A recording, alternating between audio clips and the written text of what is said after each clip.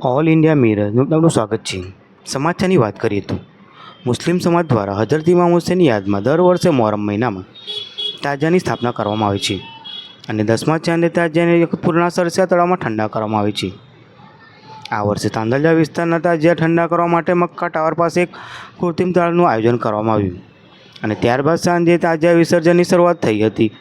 એ વખતે કૃષ્ણનગરનો તાજિયો પત્રકાર 4 રસ્તા પર આવ્યો ત્યારે તાજિયાના આયોજક અને પોલીસ કર્મચારીઓ વચ્ચે બોલાચાલી થઈ અને પોલીસ કર્મચારીઓ દ્વારા તાજિયાને નુકસાન પહોંચાડવામાં આવ્યું હતું અને કેટલાક લોકોને પોલીસ સ્ટેશન લઈ જઈ માર મારવામાં આવ્યાનું ત્યાંના સ્થાનિકોએ જણાવ્યું હતું।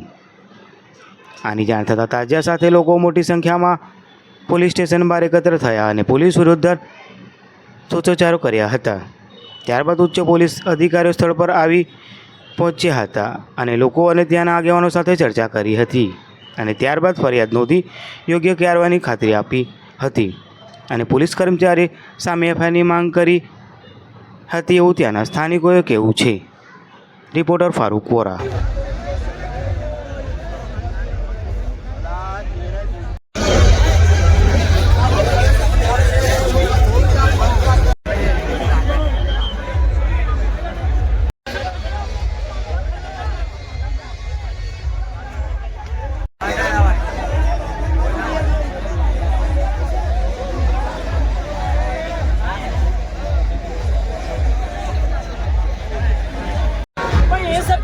बात है यार, इसमें नहीं कर दो एक साथ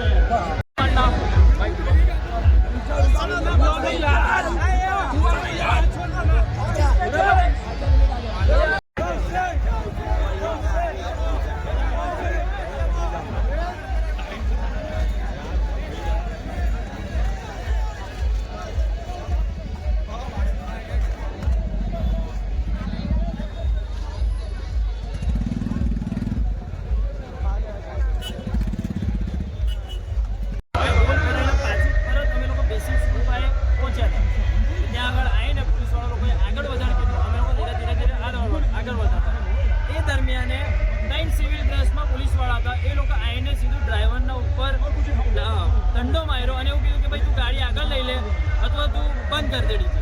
તો અમે લોકો એવું કીધું કે ભાઈ અમારું ડીજે છે, અમારી મરજી, અમે બંધ કરીએ ના કરીએ અમારી ઉપર છે। કે બંધ કરવું હોય તો પછી અવાજ નહીં વાગે, જે વાગશે તો ડીજે જમા થઈ જશે અને બારી નાખીશું।